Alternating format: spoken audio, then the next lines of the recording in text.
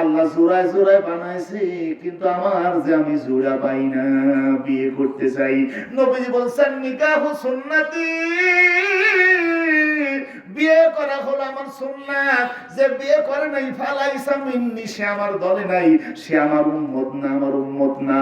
সুতরাং আমি বিয়ে করতে চাই, কিন্তু আমার জোড়া মেলে না, বিয়ে করতে চাই না।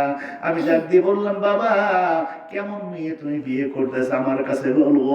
সে আমাকে বললো, এমন একজন মেয়েকে বিয়ে করতে চাই সাবালিকা হওয়ার পর থেকে যার তাহাজ্জুদ কাজা নাই। যাবে বাজান, আস্তে করে বললাম, যদি কালো হয় চলবে, বাবার যদি কোনো অর্থ সম্পদ না থাকে চলবে। যুবক বলতেছে, আমার কাছে সতী সাধবী নারীর দাম, বিশ্বনবী বলেছে আমি পৃথিবীর সব সম্পদ এক জায়গায় করলে সতী সাধবী নারী যদি আর এক পাল্লায় তোলো, ওই নারীর দাম বেশি। মুয়াজ্জিন রে, আমার কাছে অর্থ সম্পদ দাম নাই, কিন্তু এমন মেয়েকে বিয়ে করতে চাই তাহাজ্জুদী হওয়ার পর থেকে, সাবালিকা হওয়ার পর থেকে তাহাজ্জুদ কাজা নাই। মারে বিশ্বাস কর, আমি যুবককে একটু বলেই ফেলেছি এরকম একটা মেয়ে আমার ঘরে আছে। যুবক আমাকে ডেকে ডেকে বললো, বাবা ওই মেয়েটাকে আমার সঙ্গে বিয়ে দেওয়া যাবে নাকি? আমি বললাম, যুবক রে, বাড়ি যাব, আমার মেয়েকে জিজ্ঞেস করবো, মেয়ে যদি রাজি হয় তবেই তোর সঙ্গে বিয়ে দিতে পারবো, নইলে না রে। বাবা যুবক তো দাঁড়িয়ে রয়েছে রে মা, যুবক তো দাঁড়িয়ে রয়েছে, আমি কথা দিয়েছি মা রে তোর সঙ্গে বিয়ে দেওয়া যাবে কি?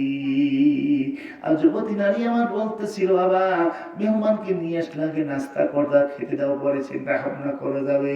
যুবককে যখন নিয়ে আসলাম, আমাদের ঘরের মধ্যে তেমন কোনো খাদ্য ছিল না, আমার ঘরের মধ্যে তেমন কোনো খাবার ছিল না। আমার আব্বা যে মুয়াজ্জিনি করতো, ওইটা দিয়ে কিছু গম কিনেছিলাম, মা বিটি মিলে কেবল আমরা ছাতু তৈরি করেছিলাম, গমটা ভেজে। চিনি ছিল না ঘরে, আমার আব্বা টাকা পয়সা ছিল না, গুঁড়ো ছিল না ঘরের মধ্যে। প্রতিদিন সকালবেলা লবণ দিয়ে পানি দিয়ে গোলায় গোলায় খেতাম রে। আবার সন্ধ্যার সময় শোয়ার সময় আমরা লবণ দিয়ে কেবল ছাতু খেয়ে খেয়ে ঘুমিয়ে পড়তাম। এ যুবক, নাস্তা তোরে দেবো কেমনি করে বাবা? চিনিও নাই, গুড় নাই, যদি কিছু মনে না করি। গরিবের ঘরে তো হয়তো এক মুষ্টি ছাতু আছে আর লবণ আছে, বাংলার নেওয়া যাবে কি? যুবকটা সায় দিল, কারণ মনে হচ্ছে কয়দিন হলো কিছুই খায় না, চোখ তার গর্ত হয়ে গিয়েছে, জিহ্বা তার যেন কথা বের হচ্ছে না, মুখের কথাগুলো আটাযুক্ত হয়ে গেছে, তার পেটের চামড়া পিঠের সঙ্গে লেগে গেছে। যুবক আমার কথা যখন সায় দিল, ঘরে থেকে যখন নিয়ে পানি নিয়ে গেলাম, আর যখন ছাতু নিয়ে গেল, লবণ নিয়ে সামনে রাখলাম, একটু লবণ ঢেলে দিলাম, লবণ দিয়ে আঙ্গুল দিয়ে পানি এগুলো ছাতুগুলি যখন গোলাচ্ছিল, আমি তাকে দেখি রে, যুবক দর দর করে কাঁদতেছে, যুবকের চোখ দিয়ে পানি গুঁড়ো গুঁড়ো হয়ে চলে যাচ্ছে।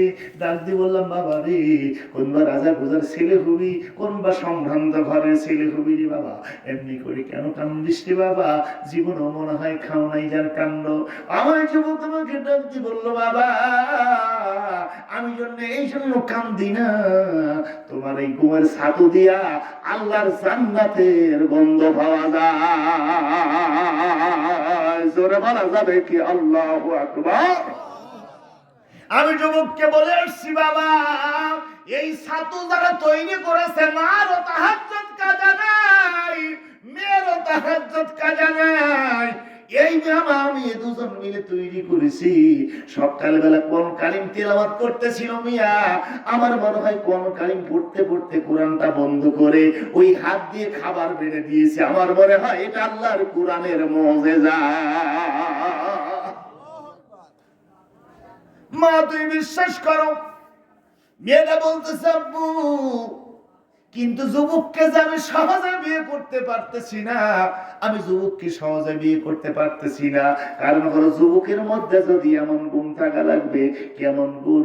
আস্তে করে বলছে, আব্বু রে কিছু মনে করবেন না,